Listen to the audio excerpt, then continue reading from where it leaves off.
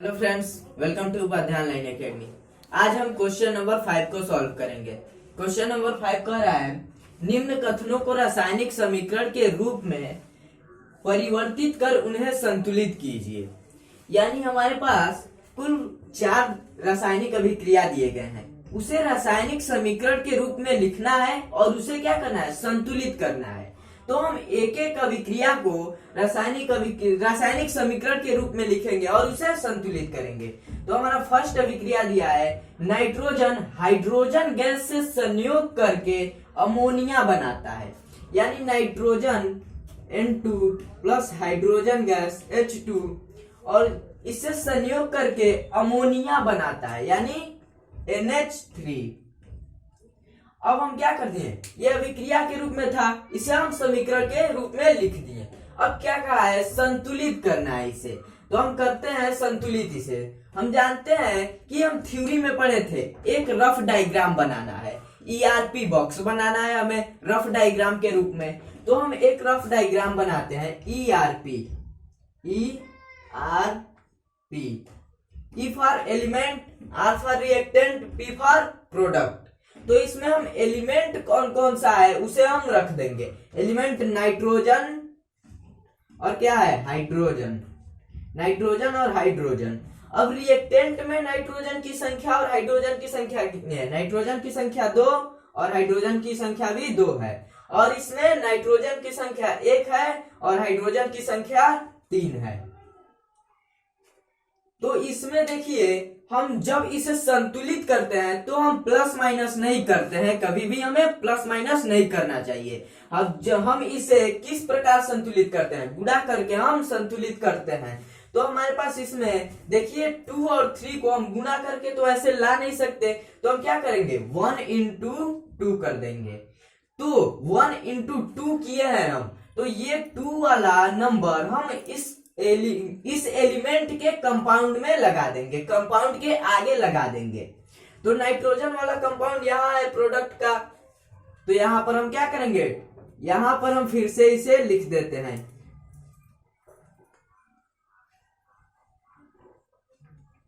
तो हम क्या करेंगे, यहां पर 2 लगा देंगे। फिर से हमारा क्या हो गया, नाइट्रोजन हमारे पास कितना हो गया, 2 हो गया।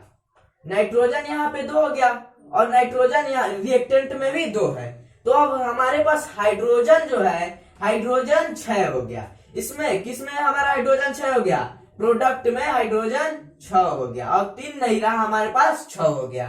तो अब क्या करना है, हमें इंटू कर देंगे यहाँ पर 3, 2 into 3। अब ये वाला नंबर यहाँ पे हम क्या करेंगे, लगा देंगे 3। तो हमारे पास क्या मिला, यहाँ पर नाइट्रोजन भी 2 हो गया और यहाँ पे 2 into 3 6 और 6 हो गया। तो हमारे पास ये दोनों एलिमेंट में नाइट्रोजन और हाइड्रोजन संतुलित हो गया। नाइट्रोजन हाइड्रोजन भी हम संतुलित कर दिए, समीकरण को संतुलित भी कर दिए और इसको हम रासायनिक समीकरण के रूप में भी लिख दिए। तो अब हम नेक्स्ट क्वेश्चन को सॉल्व करते हैं। चलिए हमारा नेक्स्ट अभिक्रिया क्या कह रहा है देखते हैं। अब जो हमारा नेक्स्ट अभिक्रिया कह रहा है, हाइड्रोजन सल्फाइड गैस का वायु में दहन होने पर जल एवं सल्फर डाइऑक्साइड बनाता है। यानी जो हमारा है H2S प्लस O2 रिएक्शन कराने क्या मिला है हमारे पास, H2O plus SO2 sulphur dioxide.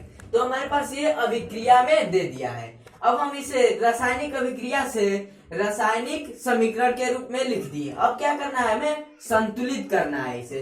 तो हम चलिए संतुलित कर लेते हैं, फिर से ERP बॉक्स बनाते हैं, एलिमेंट, रिएक्टेंट और ये प्रोडक्ट। हम इसे दोबारा लिख देते हैं बैलेंस के रूप में लिखने के लिए।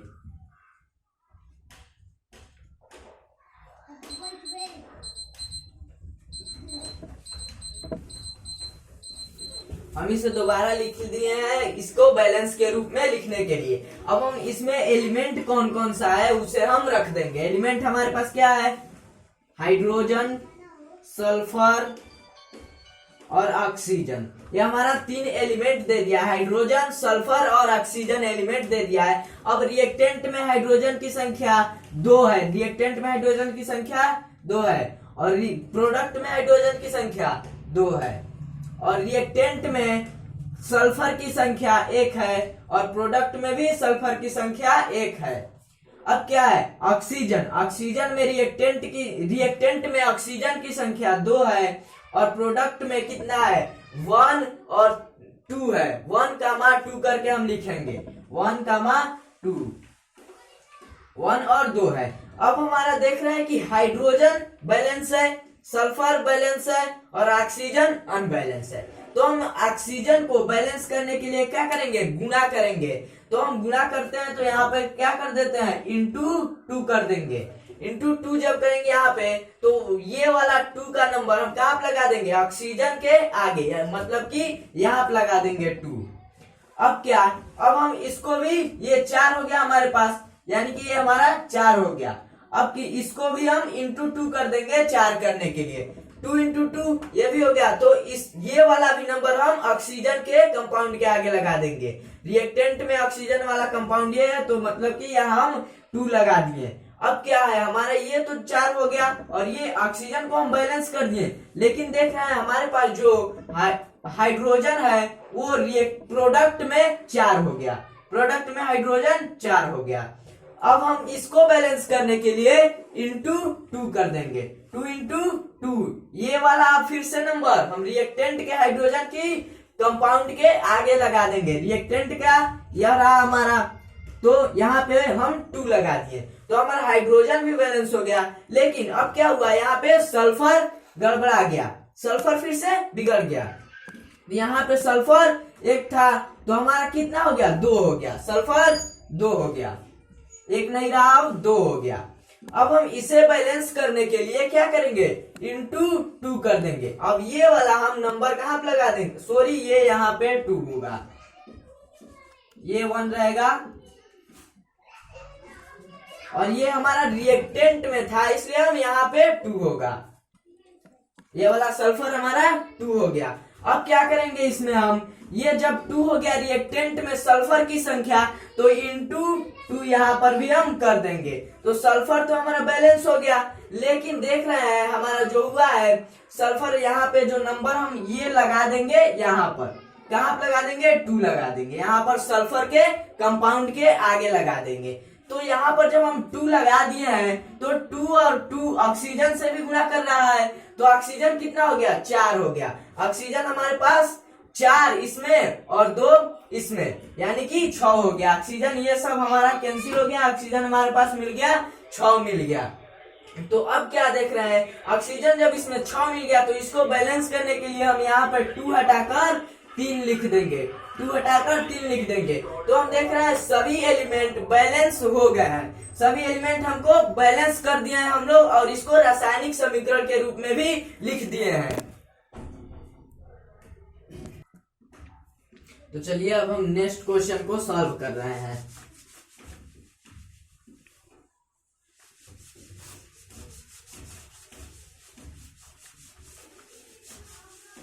हमारा नेक्स्ट क्वेश्चन जो कर रहा है, एल्यूमिनियम सल्फेट के साथ अभिक्रिया कर बेरियम क्लोराइड एल्यूमिनियम क्लोराइड एवं बेरियम सल्फेट का अवक्षेप देता है।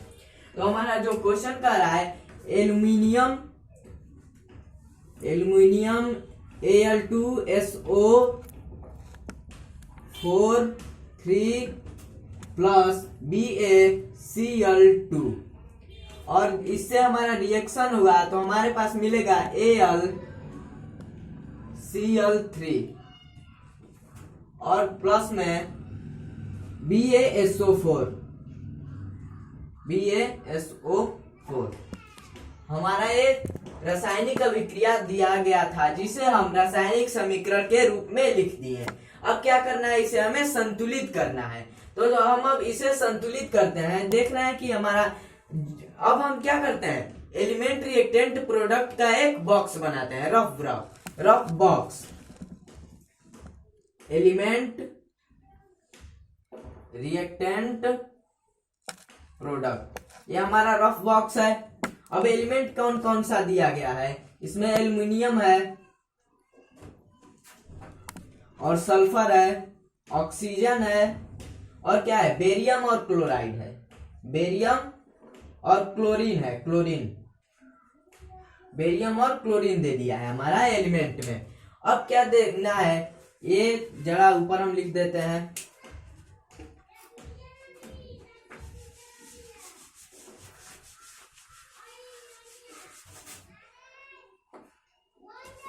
एलिमेंट, रिएक्टेंट और ये रहा प्रोडक्ट। एलिमेंट में एल्युमिनियम, सल्फर, ऑक्सीजन, बेरियम और क्लोरीन। अब हमारा देखना है क्या, रिएक्टेंट में कौन एलिमेंट की कितनी संख्या है। रिएक्टेंट में एल्युमिनियम 2 है और रिएक्टेंट में सल्फर कितना है, सल्फर हमारे पास 3 है और रिएक्टेंट में हमारे पास जो ऑक्सीजन है, ऑक्सीजन 12 है, ऑक्सीजन 12 है। फिर से बेरियम, बेरियम कितना है, 1 है और क्लोरीन, क्लोरीन 2 है।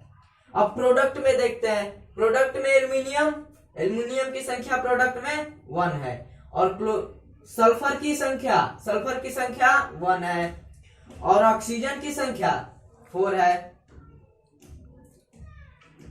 ऑक्सीजन की संख्या 4 और बेरियम देखना है हमें, बेरियम की संख्या 1 है। अब क्या, क्लोरीन, क्लोरीन की संख्या 3 है।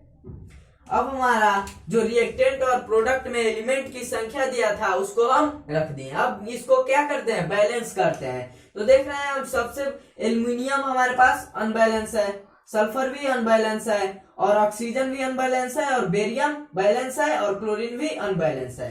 तो क्लोरीन को देखते हैं तो हमारे पास इसमें बैलेंस करने के लिए प्लस करना पड़ेगा, यानी जोड़ना पड़ेगा, तो हम प्लस नहीं करते हैं। तो एल्युमिनियम को हम क्या करते हैं, सबसे पहले बैलेंस करते हैं इंटू 2 करके। एल्युमिनियम को बैलेंस करेंगे तो इंटू 2, 1 इंटू 2, तो हम क्या करेंगे, एल्युमिनियम में, प्रोडक्ट में एल्युमिनियम के कंपाउंड के आगे 2 लगा देंगे। एल्युमिनियम का कंपाउंड यहाँ पर है, हम यहाँ पे जरा एक बार और लिख देते हैं इस रासायनिक समीकरण को, Al2SO4 3 प्लस BaCl2, रिएक्शन होने पे हमारे पास मिला AlCl3 प्लस BaSO4। अब हमारे पास एल्युमिनियम में 2 लगा देना है प्रोडक्ट में, तो यहाँ पर हम क्या करते हैं, 2 लगा देते हैं। तो हमारे पास जब यहाँ 2 हो गया तो अब देखते हैं जो हमारा क्लोरीन है, क्लोरीन 3 था तो 2 इंटू 3 हो गया हमारे पास, तो यानी 6 हो गया। यहाँ क्लोरीन जो हो गया हमारे पास 6 हो गया। तो जब यहाँ पे 6 क्लोरीन हो गया तो इसको बैलेंस करने के लिए हम यहाँ पे क्या करेंगे, इंटू 3 कर देंगे। 2 इंटू 3, तो क्लोरीन के आगे, रिएक्टेंट में क्लोरीन के आगे हम 3 लगा देंगे, क्लोरीन के कंपाउंड के आगे। तो कहां पर है हमारा, रिएक्टेंट में क्लोरीन के कंपाउंड यही है, तो हमारा क्या हो जाएगा, यहाँ पर 3 हो जाएगा। तो अब देखते हैं जो हमारा क्लोरीन है ये तो बैलेंस हो गया और क्लोरीन जो बेरियम है यहाँ वो 3 हो गया। बेरियम कितना हो गया, रिएक्टेंट में 3 हो गया। अब इसको बैलेंस करने के लिए इंटू 3 कर देंगे, तो यहाँ पर भी हम क्या कर देंगे, 3 लगा देंगे बेरियम, बेरियम के आगे यहाँ पर हम 3 लगा देंगे। तो अब देखते हैं कि बेरियम बैलेंस हो गया, बेरियम बैलेंस हो गया। अब देखिए कि हमारा जो सल्फर है, सल्फर भी 3 हो गया, सल्फर यहाँ पर 3 हो गया और जो ऑक्सीजन है वह 4 तिया 12 हो गया, ऑक्सीजन यहाँ पे 12 हो गया। यानी कि जो जो भी हमारा एलिमेंट था वह उसको हम बैलेंस कर दिए। तो हम नेक्स्ट यानी सी क्वेश्चन को भी संतुलित और रासायनिक समीकरण में भी रख दिए। तो अब नेक्स्ट क्वेश्चन को हम देखेंगे।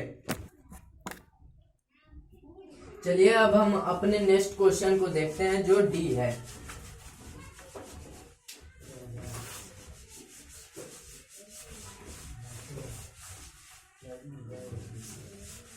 हमारा नेक्स्ट क्वेश्चन डी कह रहा है कि पोटेशियम धातु जल के साथ अभिक्रिया करके पोटेशियम हाइड्रोक्साइड एवं हाइड्रोजन गैस देती है।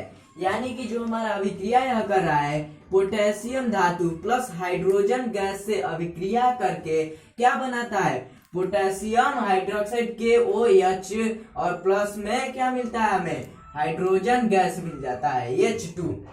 तो हमारा ये रासायनिक समीकरण के रूप में हम इसे लिख दिए। अब यहाँ जो हमारा दिया है K+H2, सॉरी यहाँ पे हमारा ओ रहेगा, जल के साथ अभिक्रिया कर रहा है हमारा पोटेशियम धातु, हाइड्रोजन के साथ अभिक्रिया नहीं कर रहा है। तो हम इसे रासायनिक समीकरण के रूप में लिख दिए रासायनिक अभिक्रिया से। अब क्या करते हैं, इसे हम संतुलित करेंगे। तो हम ERP बॉक्स बनाएंगे, एलिमेंट, रिएक्टेंट और प्रोडक्ट, एलिमेंट, रिएक्टेंट, प्रोडक्ट। अब एलिमेंट पोटेशियम, हाइड्रोजन और क्या है, ऑक्सीजन। पोटेशियम, हाइड्रोजन और ऑक्सीजन है यहाँ पे। तो रिएक्टेंट में पोटेशियम की संख्या 1 है और रिएक्टेंट प्रोडक्ट में पोटेशियम की संख्या 1 है और हाइड्रोजन की संख्या यहाँ पर 2 है और यहाँ पर हाइड्रोजन की संख्या 1,2 है, 1,2। अब यहाँ आप देखिए रिएक्टेंट में ऑक्सीजन की संख्या 1 है और प्रोडक्ट में भी ऑक्सीजन की संख्या 1 है।